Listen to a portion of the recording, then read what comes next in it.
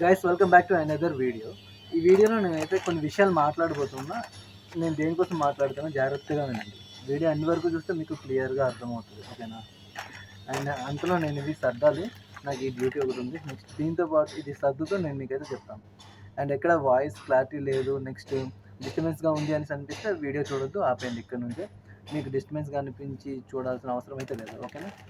And main matter ఏంటి అంటే చాలామంది ఇప్పుడు జాబ్స్ లేక కొత్తగా యూట్యూబ్ ఛానల్ స్టార్ట్ చేస్తూ ఉన్నారు. వాళ్ళు పిల్లలైనా అవ్వనివ్వండి, పెద్దవాళ్ళైనా అవ్వనివ్వండి, ఒక్కొక్కరు కూడా రెండు జాబులు చేస్తున్నారు. ఎలా అంటే నేను జాబ్ చేస్తూ యూట్యూబ్ చేస్తే యూట్యూబ్ నుంచి మనీ వస్తుంది, దాని నెక్స్ట్ ఇంకా జాబ్ నుంచి కూడా మనీ వస్తుంది, మంత్లీ డ్యూయల్ ఇన్కమ్ అవుతుంది అని చెప్పేసి చాలామంది అయితే స్టార్ట్ చేస్తున్నారు. బట్ వాళ్ళకి తెలియకపోయిన విషయం ఏంటి అంటే కాంపిటీషన్ చాలా ఎక్కువ అయిపోయింది. బ్లాగ్స్లో కానీ లేదంటే ఏ కేటగిరీ తీసుకున్నా సరే యూట్యూబ్లో కాంపిటీషన్ చాలా ఎక్కువ అయిపోయింది. ఇంకా చెప్పాలంటే షార్ట్స్ చాలామంది ఇప్పుడు రెడీ చేస్తున్నారు, షార్ట్స్ అప్లోడ్ చేస్తున్నారు అనమాట. ఎక్కడికి వెళ్ళినా ఇప్పుడు యూట్యూబ్లో ఎలా అయిపోయింది అంటే ఇన్స్టాగ్రామ్ అకౌంట్, ఫేస్బుక్ అకౌంట్ ఎలా అయితే ఉంటుందో సేమ్ అలానే యూట్యూబ్ కూడా ప్రతి ఒక్కరు అకౌంట్స్ ఓపెన్ చేసుకుని వీడియోస్ అయితే అప్లోడ్ చేసుకుంటూ ఉన్నారు. సో అలా చేయడం వల్ల వాళ్ళకి బెనిఫిట్ అని వాళ్ళు అనుకుంటున్నారు. బట్ ఏంటంటే ఎవరైతే ముందు నుంచి యూట్యూబర్స్ పెద్దవాళ్ళు ఉన్నారో వాళ్ళు ఆల్రెడీ గ్రో అయిపోయి ఉంటారు. గ్రో అయిపోయిన వాళ్ళు ఏంటంటే వాళ్ళు ఎలా చేసినా వాళ్ళకి వ్యూస్ ఖచ్చితంగా వస్తాయి. కానీ ఇప్పుడు నార్మల్గా ఇప్పుడు ఎవరైతే స్టార్ట్ చేస్తారో వాళ్ళకి వ్యూస్ రావడం చాలా తక్కువ ఉంటుంది. ఎందుకంటే ఇప్పుడే స్టార్ట్ చేశారు, వాళ్ళు ఎవరో ముక్కు మొహం తెలియదు, ఎవరో తెలియదు. ఇప్పుడు నా ఛానల్ అయినా తీసుకోవచ్చు. నేను యాక్చువల్లీ యూట్యూబ్లో 2019 నుంచి ఛానల్ స్టార్ట్ చేసి నేను వర్క్ చేస్తున్నాను. బట్ ఏంటంటే ఇప్పటి వరకు నాకు అస్సలు నేను ఎవరో చాలామందికి తెలియదు.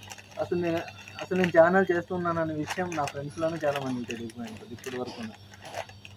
నా సబ్స్క్రైబర్స్ చూస్తేనే మీకే అర్థమైపోద్ది ఎంతమంది సబ్స్క్రైబర్స్ ఉన్నారో అనే విషయం. నేను మీకు సబ్స్క్రైబ్ చేసుకోమని చెప్పట్లేదు ఒకవేళ మీరు కొత్తగా చూస్తుంటే.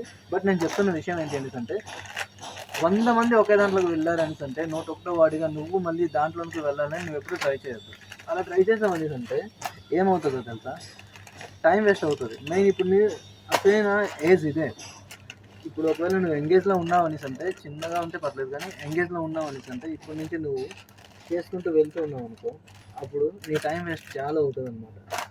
ఒక స్టేజ్కి వెళ్ళేటప్పటికి ఇంకా ఏం చేయాలి మీకు అర్థం కాకుండా అయిపోతుంది, మిడిల్లో ఆగిపోతుంది. సో ఇలాంటి పనులు చేయొద్దు.